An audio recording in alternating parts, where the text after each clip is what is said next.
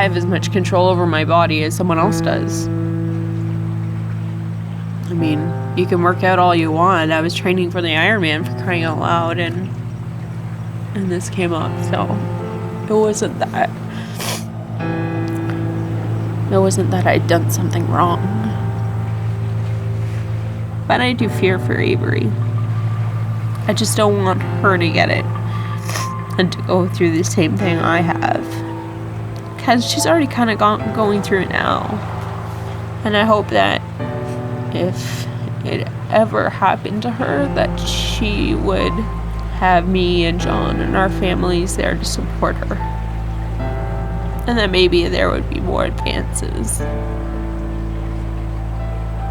It amazes me how much of an impact such an amazing family makes. I know so many people who do not have families like we do, who are there to help us at every point of this journey. And to my husband, John, who has suffered through so much, has put up with me even though I'm not the wife I want to be for him. He deserves to be really happy. And I think a lot of times he chooses mediocrity just so that our family can have a better life. And Avery, who's just absolutely phenomenal. John and I really cherish the time that we have with her.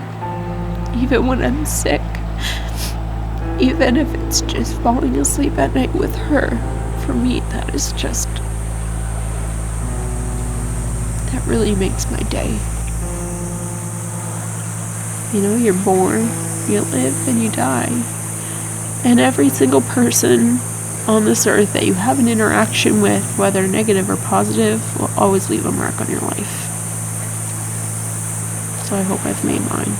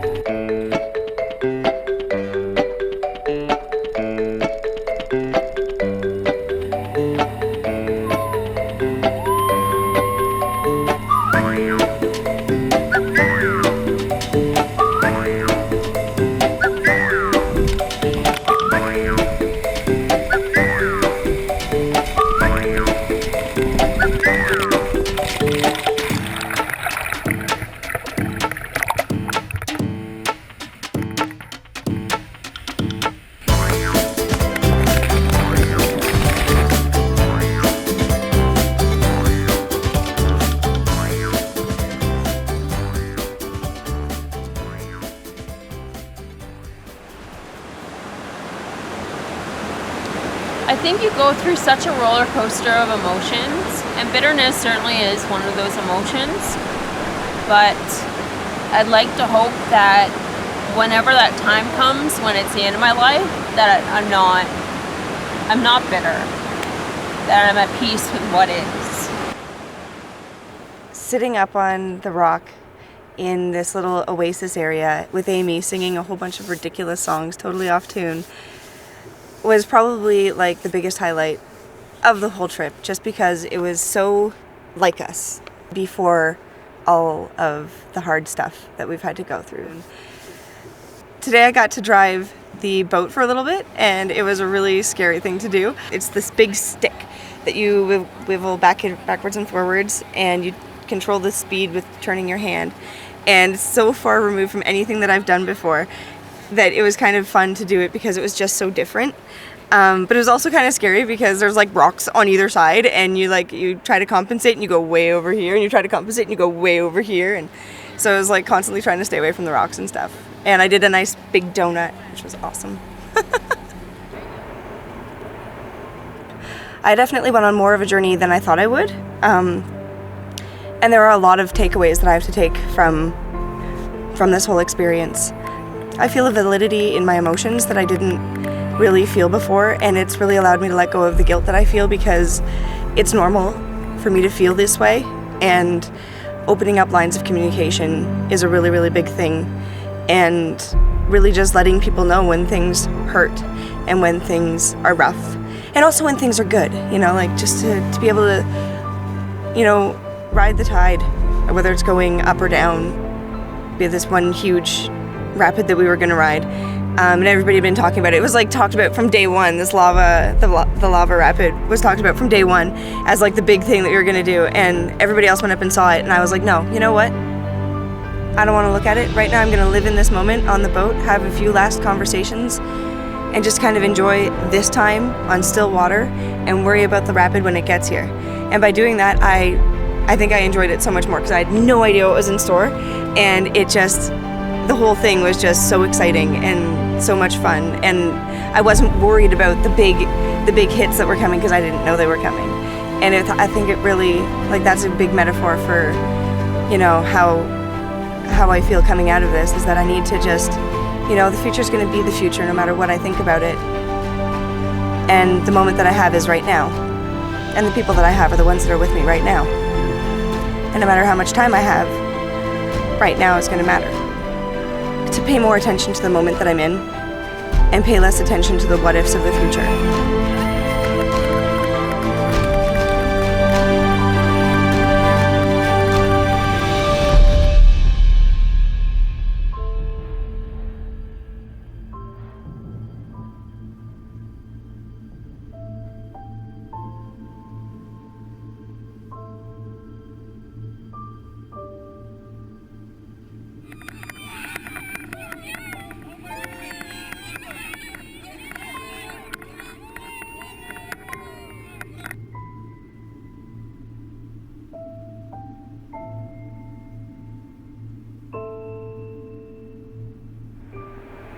To be a healthy supporter, I have to take care of myself, which I didn't think about before. In order to be there for Amy, I really need to be able to deal with my thoughts and my feelings and my emotions as well. And then only then can I actually be able to help her.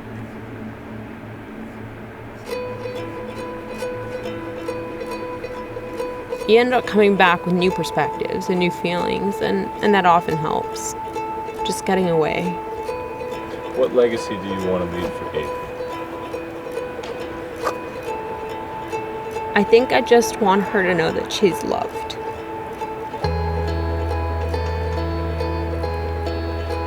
Because I don't know of anything else that's better to give or receive. You could have all the money in the world, but it's love that gets you through it.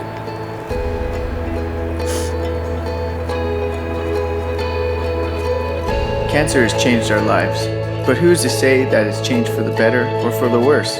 We will never know what could have been. All that we can know is our current reality, and all we get to choose is where we will go from here. So do not choose anger and bitterness. It cannot change the past. In fact, all it can do is ruin the future. The best thing we can do when faced with great suffering is to live our life well despite of it, not straining after epic and amazing feats, but just living and loving those around us, with the perspective of one who has known both tragedy and triumph, both pain and great joy. One thing is certain, because of cancer, we will not be counted among those cold, timid souls who have known neither victory or defeat. We are walking through a very deep valley, and although it may take a long time to climb out, it is possible if we remember that our only true defeat is giving into bitterness. No matter how our cancer journey ends, we can all be victorious.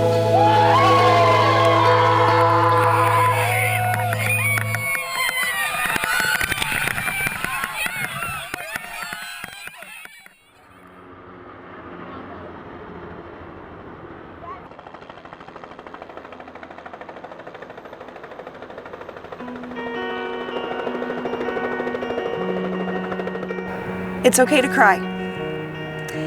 It's okay to be scared. It's okay to hurt.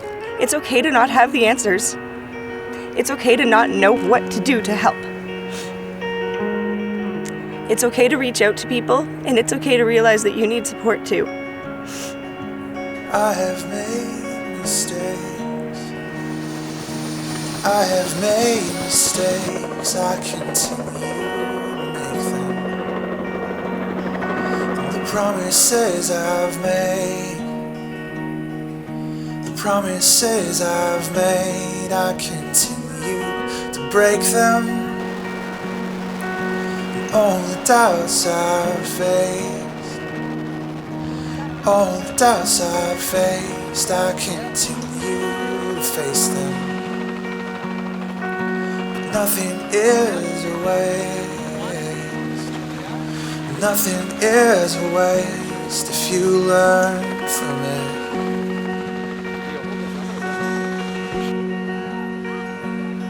The sun, it does not cause us, the sun, it does not cause us to grow.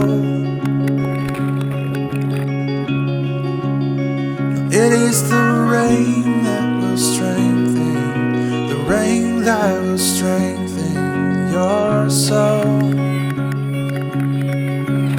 It will make you whole. Oh, oh, oh.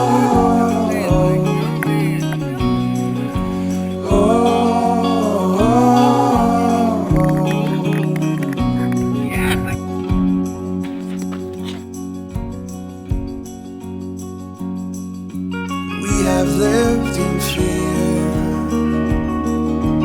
We have lived in fear, and our fear has betrayed us. Happy birthday, Mom.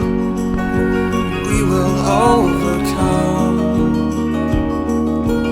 We will overcome the apathy that has made us. 'Cause we are not alone. We are not alone in the dark with our demons. We have made mistakes. We have made mistakes, but we've learned from them.